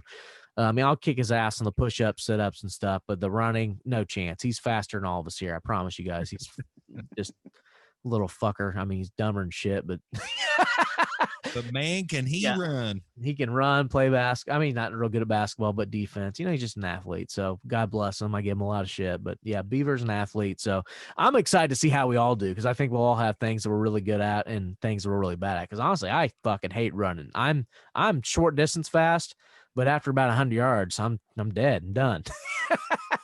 And I hate long distance running just because, one, I'm impatient. I'm like, why the fuck am I doing this? What's going on here? At least when I'm biking, like it's more comfortable. I guess I don't know. I can just kind of relax while also doing a workout, but you get it. So I'm excited for that. In January, I think our goal, we should just commit to it right now. In January, we're all doing the polar plunge. Even if we have to go find a fucking lake, we'll get certified. We'll get our polar bear patches. We'll get, I don't know what needs to happen. I'll do the research, but one weekend in January, all of us are jumping in freezing water. Yep. God. Doc, are you pumped? No, man. I mean, I'm already dealing with the small penis, dude. And you're trying to make it smaller. We're all gonna. Dude, what are you talking about, dude? Mine definitely is gonna completely go inside of my body. I mean, it's room temperature right now, and I'm turtled. I'm turtled up right now. I feel like I'm home in the garage freezing again. So I'll have training on you guys, I guess. Yeah. Hell yeah. So I'm excited for 2021. It's going to be a blast. But one segment we do every week, I do want to bring up this week, because we're just going to say, who is the dickwad of the year? I'll start. Go ahead. Any women that are using your bra as a storage container, you're the dickwad of the year. Stop doing it. People don't want to touch your fucking boob sweat, fucking IDs, credit cards, money. It's like fucking damp money. I guarantee you, anybody that's listening to this right now has touched damp money, and it's grossed them the fuck out. Stop fucking doing that. It's the reason they make things for purses, little like clutch things, wallets, whatever the fuck you have to do. Keep it in your pants pocket. Don't fucking put it in your bra. Don't put it anywhere where you're going to have bodily fluids on it, please. It's funny you say that, because I completely agree with you, but I also think about how many sweaty titties I've had my face in over the years. And I would definitely use like a stripper's one out of her titty bra. Oh, of course you would. You probably licked that damn thing. Well, at least at that point, it would have some sort of like vanilla smell attached to it as well. Like, you know, Maybe some glitter, something like that. I feel at some point in my life, at some point in Dunk's life, he has snorted cocaine with a stripper that he's probably ran the same dollar bill through her ass crack with. True or false? That's definitely false. All right, his wife's not listening. Now tell it's how I got meningitis that one time. I'm what you call a cheapskate strip club attendee. Yeah, I don't even give him dollars. I throw him rolls of pennies. Make it hell. I got kicked out of a Canadian strip club for doing that one time. I love that. I've never been to Canada. That's a goal of mine in 2021 as well. But good one. Yeah, there was like Canadian coins that were worth like I want to say like maybe $2 or $5 or something like that. And I was like bouncing them off the stage, and like they were they were getting super pissed. And my defense was like, it's worth more than a fucking dollar. Like, I feel like I'm doing the right thing here. Like, you guys are the ones who gave me the fucking exchange rate. What do you want me to do? And they were like, well, we prefer American dollars. And I was like, then why did I fucking get these euros and these fucking loonies from Canada, dude? What's the deal? Fucking queen, man.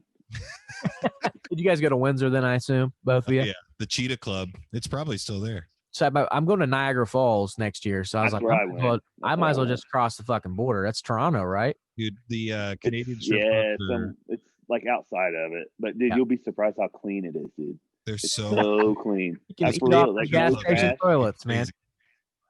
No, it's like literally like $100 fines, no questions asked, like littering. Like it's littering, super fucking clein. Yeah. Where to put out your joints and shit? Is that littering? I don't know about all that. I don't know if I'd be taking any of that shit in there. Most of the people there. What are you talking about? It's legal there. And then I wouldn't take it in. I mean, get it from there, I guess. I know you've had worse things in your ass, Dunk. You just had a fucking scope and some doctor you've never met's finger in there. So calm down.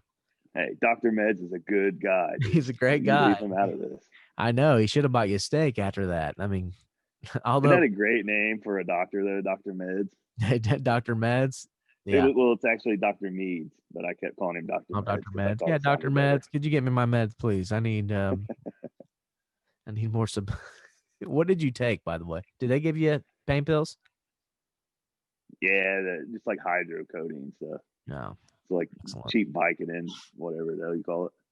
So my dick wad of the week is gonna be of the year, right? Of the year, excuse me, is people that have been so wrapped up in negative about politics this year. And just there's already so much fucking negativity in life. And I feel like we just went from one negative thing, coronavirus, to the election, back to coronavirus. It's just nothing but negativity. So I challenge everybody to turn off their guy. So maybe everybody's a dickwad, for being so wrapped up in everything this year. So just challenge everybody next year. And this is a big thing I'm going to harp on in our little marketing powwow, is that instead of being consumers, try to find out how to become a creator. Okay. So turn off the TV and figure out how to make your own TV show, or turn off YouTube and figure out how to make your own YouTube channel. Granted, I don't mean that exactly, but you get the point. Can I share a comment from the chat? Yep. James Caird said, Canadian strip clubs clean, ? I still have pink eye from Jokers in Muncie from 2008. Hell yeah. Sadly, that place got torn down, unfortunately. I'm not even joking, buddy. I've been to some of the shittiest strip clubs in America. It's like by accident too. I don't know. I get Jokers is one of them. I went to a strip club in Columbus, Ohio, that it was literally a rundown. It looked like somebody took an old oil change, like tire changing fucking, building. Jiffy Lube. Yeah, Jiffy Lube. Basically took an old Jiffy Lube and turned it into a strip club. And I walk in, there's no poles, there's no dance floor, no private rooms. It's literally just a bar and an open floor. And the strippers have dudes pushed up against the wall on bar stools, and that's how they're doing their dances. And this is no joke. We sit down to get our drink, and we look over, and and all the strippers, by the way, there's 5 fat strippers and one's super hot. There's one super hot black chick. So imagine there's 5 really fat strippers and one super hot black chick. So of course I'm into chocolate girls. So I start talking to my girl. You start flirting with her. I don't know if you can say that, but I'm gonna let it go. What can I not say? I said my girl or chocolate.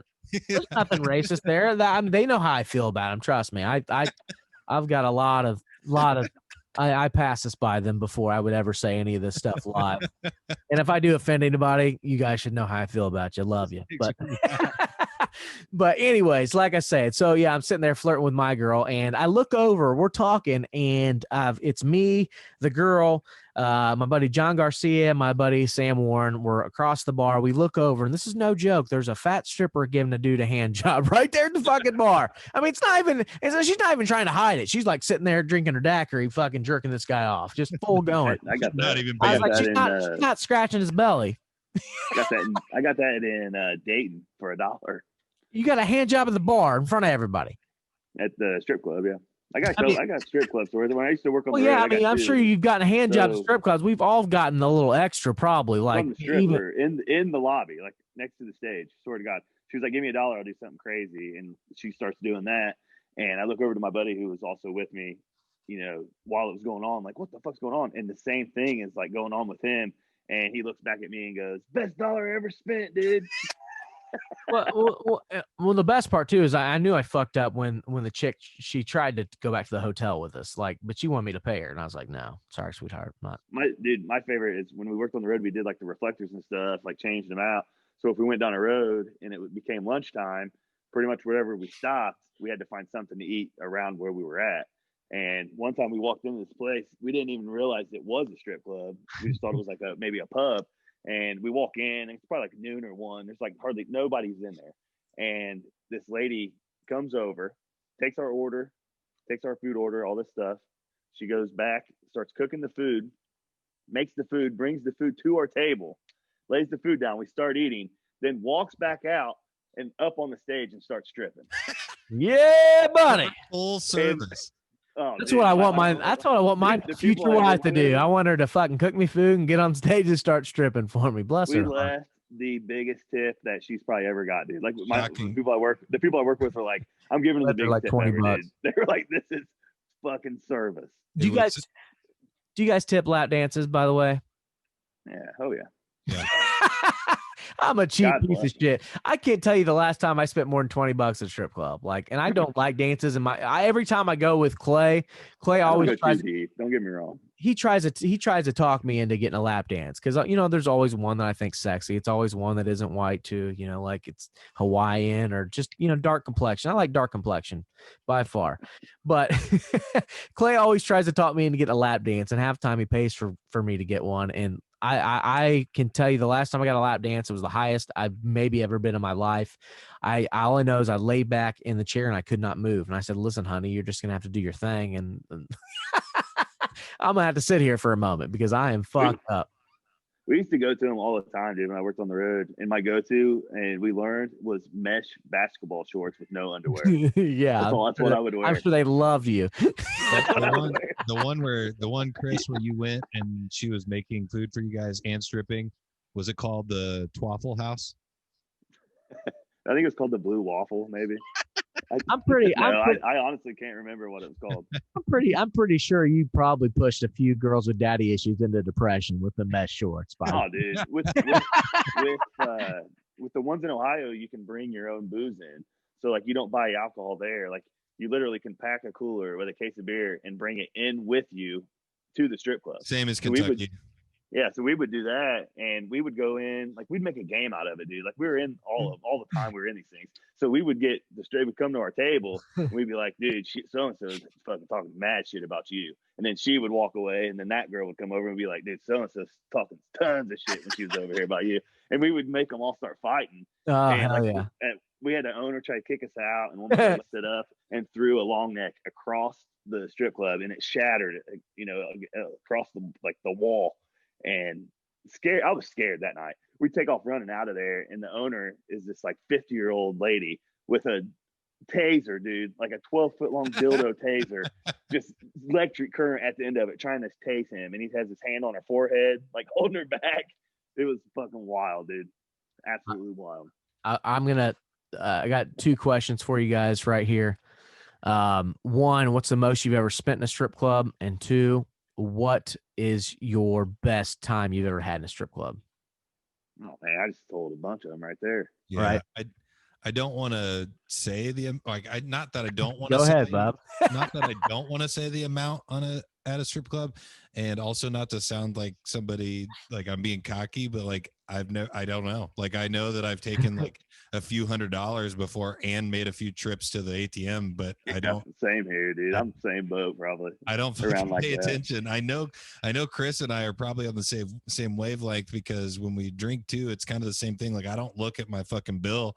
I just see like what it is. And like when I'm drunk, dude, I want everybody to be having as much fun as me. Yeah. And money is out the window. Exactly. And it's not a good thing a lot of times. I deal with the repercussions the next day. Juice, do you have your best, I guess, your best time you've ever had at a strip club with, like bachelor party, something, anything where, I mean, anything that stands out other than you haven't told already? I feel like the best one was when we went to Cincinnati and did the 100th episode of the Juice in the Morning podcast. We did a live show, and I was like, dude, we got done, and I was like, I don't want to go home yet, and I was like, what's the closest strip club? And it was like fucking like 45 minutes from the place that we did the show at. And so we drive all the way there, and we're having a good time. Shane Jones, actually, who used to be the co-host of Juice in the Morning, was there with me, and so was Joe Leatherman. And we were just fucking having a ball, just being dumb, throwing ones out there and everything. And this chick gets on stage and starts dancing, and I noticed something weird about her skin, but like I can't really fucking tell what's that's racist. No. And so I'm like, I'm kind of looking, and I like look over at my buddy Shane, and then we kind of look back, and she gets close to us because of obviously the pervert row where you put the dollars out and they like come up and dance for you or whatever, and then go back to their fucking thing. She gets really close to us, and we look close, and there's like bumps all over her skin, and we're pretty almost 100% positive that scabies. And then the rest of the night we kept trying to give her money to dance on the other guys that were at the fucking strip club. We were like, hey, he really wants a lap dance. Here's $20. Like, take him into the other. Funny. I always do that with the fat strippers. I'm like, hey, go dance with my buddy. He's lonely, he's shy. Go fuck with him. And I will also say, James actually just reminded me, Robbie's bachelor. Well, not Robbie. Don't forget the name I just said. Somebody's bachelor party. All right, Robbie, you're in the safe. So. Robbie's wife, you're still listening, hon. It's okay. Somebody's bachelor party. We went to the strip club, and my buddy James dropped $800 on everybody at the strip club, and also thought he lost another $800 because he had taken $800 out with us, and he had also like stashed another $800 for the next day, like because we were gonna go do some partying the next day too, and he couldn't find it. He thought he lost it somewhere at the strip club, and we went a bunch of different places. Lo and behold, we find it. It's literally stuffed underneath his gym bag in my apartment. And like literally we looked everywhere. We went so many different places, talked to so many strippers, like, hey, did you happen to see a bunch of money fall out or something like that? And then they're going to be honest. You see a bag full, a bag full of money. Yeah, they've already spent on cocaine. and then we good luck. We get back to the apartment, and we're looking around, and I just pick up his bag, and it's literally sitting in a wad of cash like underneath his bag. Oh man.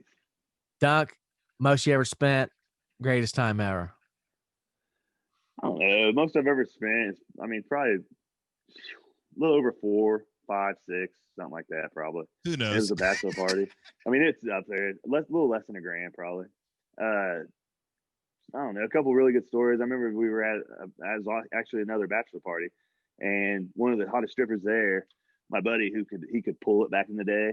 He was trying to get all over, and she like pretty much told him, 300 or 400. I can't remember how much it was exactly. Like, give me this, and I will take you in the back, and pretty much you can have your way with me. And I'm half, tipped, and I'm standing there, and I was like, hell, I'll do it for 400. And she just like turns around, looks straight at me, and goes, 700 for you. And I was like, fuck you, you know what I mean? Oh, you and bitch. I went and cried in the corner. So that one. What's the song? Lap dance ain't a lap dance if the stripper ain't crying or whatever. Yeah, you're crying. Yeah, that was me. But that and just the ones I already told, I guess, on the road, they were always, all of them were super fun.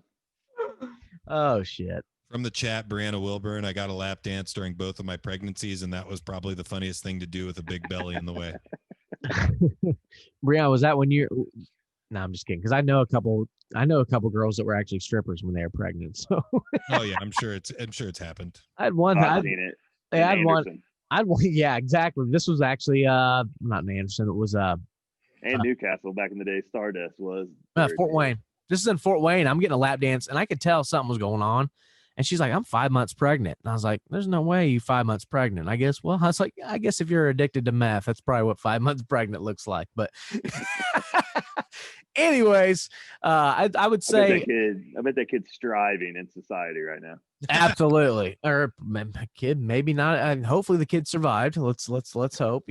That's 12 years ago now, I think. But, that couldn't have been that long. I wasn't 21. But the most I ever spent in a strip club, funny story, I just gotten fired from the casino, but luckily had a couple grand in the bank because I had planned for a Vegas trip, etc. So I had a couple grand in the bank, and one of my best friends, Carrie Webb, was getting married, and we went to 4th Street for his birthday. And, of course, Trixie's in Louisville. Sucks now, but back in the day, it was legendary. So we went to Trixie's, and no joke, I got stupid. I was just like, I got to make sure that he has a good time. And part of me, I was a little down because of what was going on in my life. So I was like, I'm going to have a good time too. I'm going to be extremely generous. About everybody lap dances. At one point, Kerry got stripped down to his boxers and got his ass beat by strippers with his belt. That's probably the hardest I've ever laughed at a strip club by far. And honestly, I didn't do anything for myself that day, and I spent $1,200. And it might be the dumbest decision I ever made because I soon found out I was going to be a father, and like that money would have been great. But it's whatever. And that whole weekend, yeah, I spent way too much money that whole weekend on The Bachelor. But it's whatever. It's what we do for our friends. But blast. I would say the most fun I ever had in a strip club was probably one time I went to Rick's. Was it Rick's Cabaret that used to be off 38th Street, like 38th and is it Lafayette? I can't remember the road though. But there's a strip club right there on West 38th, right as you get off the interstate.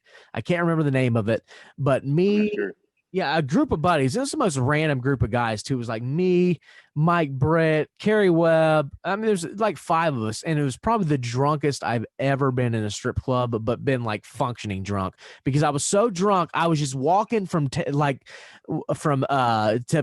floor to dance floor, like every table, and like I was being overly aggressive with the strippers, but it wasn't like I wasn't being creepy about it, but I was not afraid to get handsy with them, but I was being like funny about it, but I just remember just at one point, the stripper grabbed my hand, put it on her throat. It was like dry humping me in the middle of this thing, and I'm drunk as shit. I spent way too much money that night too, but I just remember having that good time. And I also, Beaver's known to do this. I remember Beaver disappearing for about 2 hours in the back room. So, so that was how our night ended. I just remember trying to rescue Beaver from the back room, and I remember taking I'm pretty sure the Uber that night cost me around $70 or $80 because we Ubered all the way back to the south side of Indy. By far the funnest I've ever had in a strip club because, like I said, it was just a scene. And, for all my lady dancer friends out there, I was a complete, utter mess that night. But y'all were having fun. A couple of my friends were working that night. So, oh, man, it was hilarious. I just walked up. You just imagine walking up to one of your friends on stage and just smacking her ass in front of everybody. And everybody's like, whoa. Bro, you got some balls. I'm like, it's cool. It's cool. I know her, blah, blah, blah. But yeah, blast. And I can't do that shit no more because I'm a father and I'm more responsible. Yeah. Yeah. So here we are. But so maybe the dickwad of the year might be myself, to be honest, because I don't think I ever answered that question. So, because I continue to be just a complete asshole. Any woman that knows me can probably vouch for that. But speaking of Brianna, how you doing? Brianna knows how I am. But yeah, you guys ready to wrap this shit up? Yeah. Juice, I'm giving you, I can't believe I'm passing this privilege on because I've never done it before. I get Florida Man ready, but I think you have some questions for us before we separate here, correct? Yeah. Yep. I got a couple from actual listeners and people that have followed along with the show. Let's go. I'm going to probably just do a couple here real quick for you guys. So this is something that came from a listener that has listened to a couple of shows that we did with the Juice in the Morning as well, where we talked about kind of some influences in our life and things like that. They asked us if you could bring one famous person back from the dead, who would you pick? Famous person? Yes, or anybody, I guess. I mean, anybody be my grandfather for sure, but I mean, Yeah, same here. I think you'd have to go for famous. I mean, there's a few. I mean, because I don't necessarily. Or Duncan, are you ready? Because I kind of. It's a tough one, man. Like when I'm just gonna go with what popped in my head immediately, and I'm gonna say two people, Biggie and Pac, I would say Tupac would definitely be my top three. and John Lennon popped in my head.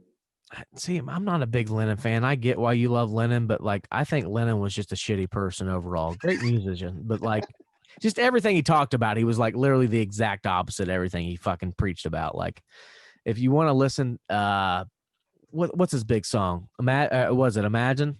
That's the name of it, right? Yeah, I mean he's got a lot, but yeah, Where he talks about like Peter. I mean, the first like 4 verses of the song where he talks about like his ideal world, and it's like, well, actually, you were a womanizer, you were, materialistic, you're all these things you telling the world not to be right now. So like, but he learned, dude. He opened his eyes, man. Yeah. Yoko taught him. I would say they laid in bed naked for like a month, dude. I know. Yeah, I mean, I'm sure there's probably a conspiracy around why he's dead too, but are they the first quarantiners? They gotta be, right? I mean, they're in bed for a month, dude. That's what we need. We just need more Lennon in America, dude. This virus would go away. There was a video of her going viral a couple years ago where she's like on stage singing. It was like the most atrocious fucking. I heard on the Howard Stern show of all places. She's extremely annoying. And he did it where he was prank calling people, and he was playing that like just to like interrupt it. And she's like just yelling, like it was the most fucking god awful. Like I would literally play it to scare kids away on Halloween. Like that's how fucking awful it is. But top of my head right now, just because I thought about it while I was reading this question, Heath Ledger, because I would like to see what the Dark Knight, what they would have done with the Joker character, because I don't think they would have killed him off. I think they would have brought him back for another film. I think my top 3 for sure would have been Tupac, Paul Walker, because unfortunately I'm a big Fast and Furious fan. I do like his movies too, but I think as a human, like he was a rare human, like, and just did a lot of things for charity, etc. And Chris Farley by far. Farley. That's a good one. Farley's got to be my number one. If I got to go one person, it's got to be Farley, just because like I still watch his movies with joy. I wonder, like he would have expanded, because they were talking about like he wanted to expand and do some real acting. I think he would have been amazing at everything. He would have been fantastic. Yeah, he was just one of those people. So Farley, I think, would have to be my number one for sure. Since we are getting short on time, Matt, how do listeners submit questions to you? Like, do you want them to do email? Do you want them to post it on Facebook, Twitter? What's the route that you want people to do for future questions? I think what we talked about in our feed or in our little group chat about possibly making some sort of graphic and doing something. So we'll work on that. So I think that'll be the route. It might change as we build a website. We're going to have general email. So there's going to be a lot of routes. Pages. Just DM the Twitter, DM the Facebook, DM the pages. I mean, you can ask questions all throughout the week. If you want to sit and submit me a question, I mean, I'll do that a lot too. If somebody just messaged me something like, "Hey, I was listening to your show," blah blah blah. I'm like, sorry, I'm totally stealing that and using the show next week. I'll add it to the list for the future.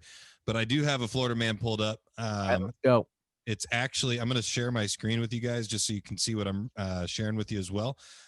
This is actually a Florida woman. Hell yeah.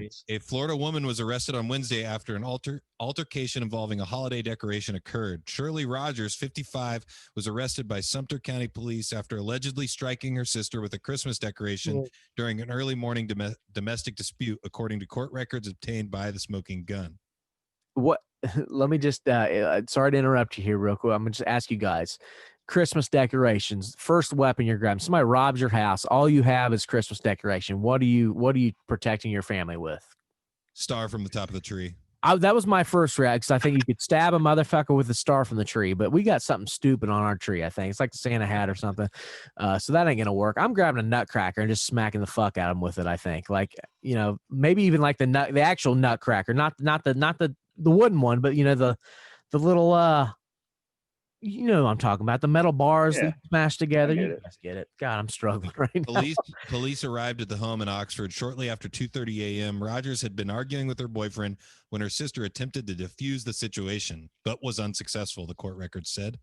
The sister said that while she was trying to calm Rogers down, Rogers pushed her in the chest before grabbing a Christmas cone, which is a beaded cone tree used for decoration, and struck her in the left side of the torso. After striking her sister, Rogers left the scene. Authorities came to the residence when her sister asked Rogers' boyfriend to call 911. He left the scene before police arrived as well. Officers noted that her sister had a small vertical cut on her left side in the area she indicated the defendant had struck her. She complained that her left side and ribs were hurting as a result. It is unclear if she received medical treatment. We're drugs involved, for sure. And when the cops arrived, they asked the boyfriend what was going on, and he said, "There's some hoes in this house. There's some hoes in this house." Yeah.